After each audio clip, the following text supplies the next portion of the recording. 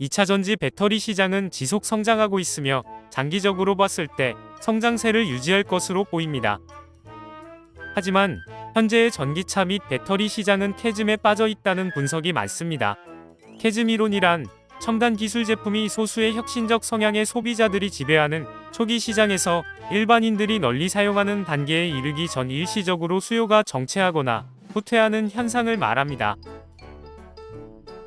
쉽게 이야기하면 전기차는 지금까지 매니아들과 관심 있는 사람들에게 판매되었으며 앞으로 성장하려면 일반적인 사람들에게도 매력적인 제품이 되어야 한다는 뜻입니다.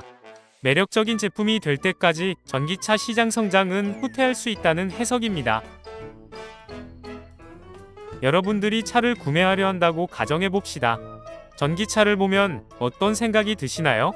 혹시 사보고는 싶은데 너무 비싸네라는 생각이 들지 않나요? 맞습니다. 전기차가 넘어야 될 산은 바로 가격 경쟁력입니다. 그리고 뉴스들을 보아도 가격으로 인한 정체기가 느껴지는 상황입니다. 전기차의 원가를 분석해보면 전체 원가의 40%를 배터리가 차지하고 있습니다. 전기차의 가격 경쟁력은 배터리에서 온다고 볼 수 있습니다. 그럼 배터리의 가격 구조는 어떻게 될까요? 바로 양극재가 51%를 차지하고 있습니다. 거기에 가공비가 24%를 차지하고 있으니 전기차 가격 경쟁력의 핵심은 배터리의 양극재라고 볼 수 있습니다. 그럼 양극재의 가격 구조는 어떻게 될까요? 저가형 배터리로 유명한 리튬 인산철 배터리의 가격을 비교해보면 탄산 리튬이 차지하는 비율이 42%로 가장 큰 것을 알 수 있습니다. 여기서 문제가 발생합니다. 탄산 리튬은 시장 가격에 영향을 받는 원자재에 해당하므로 기업이 컨트롤하기 힘든 요소이기 때문입니다. 리튬 가격을 줄이기 위한 기업들의 노력이 지속되고 있으며 리튬 가격이 화두가 될수록 언급되는 배터리가 있습니다. 그건 바로 나트륨 이온 배터리입니다.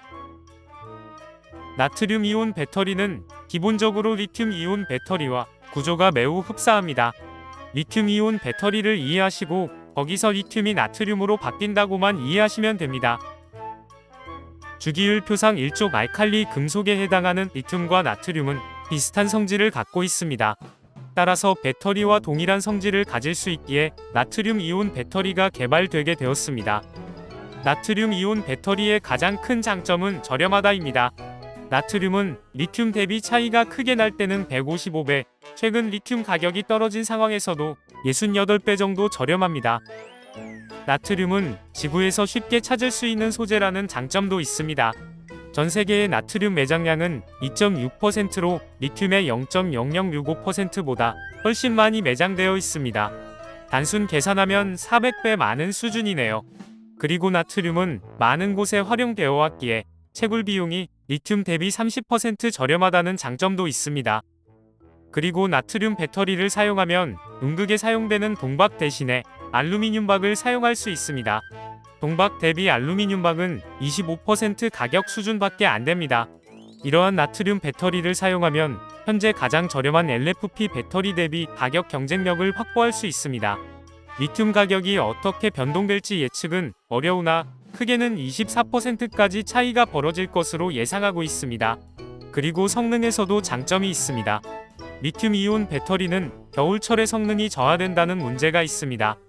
하지만 나트륨 배터리는 20도 이하에서도 90% 이상의 성능을 발휘합니다. 안정성이 높은 나트륨의 특성입니다. 마지막으로 기존 리튬 이온 배터리와 동일한 장비를 사용할 수 있다는 장점이 있습니다.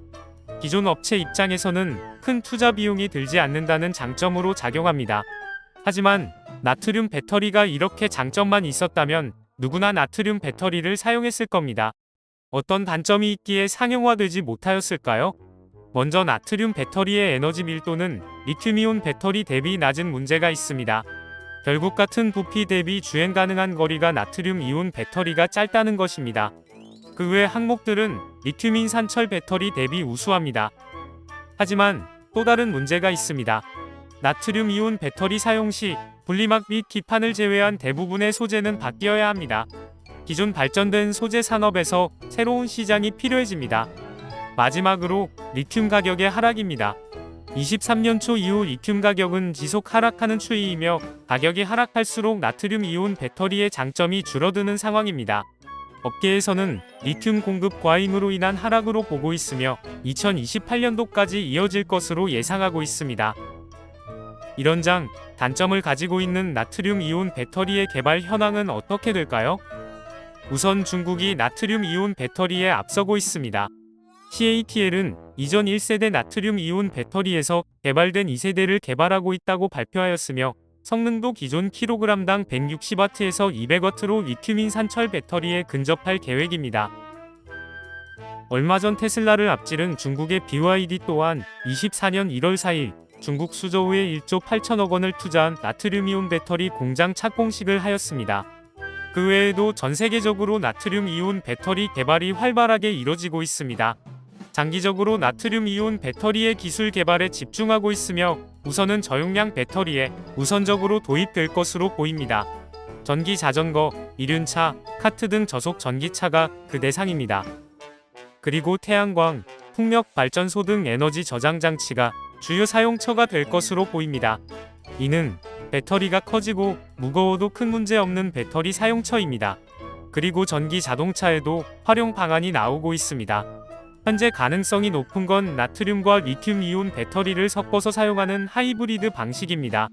CATL에서 개발한 AB 배터리라는 방식으로 BYD 역시 이 방식을 사용하여 가성비와 주행 성능을 확보할 계획입니다.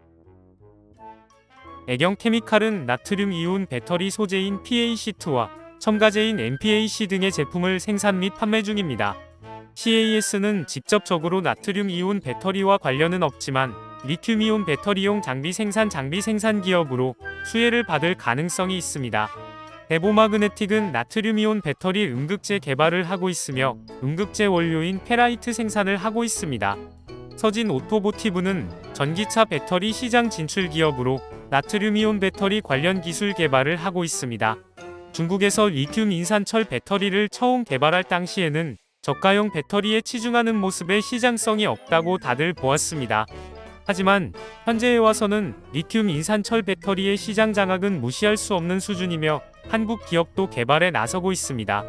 나트륨 이온 배터리도 지금은 기술력 등의 상황에 따라 낮은 가능성으로 보일 수 있으나 성공 시 게임 체인저 역할을 충분히 할 수 있을 것으로 보입니다. 여러분들의 구독과 좋아요는 영상 제작에 많은 도움이 됩니다. 감사합니다.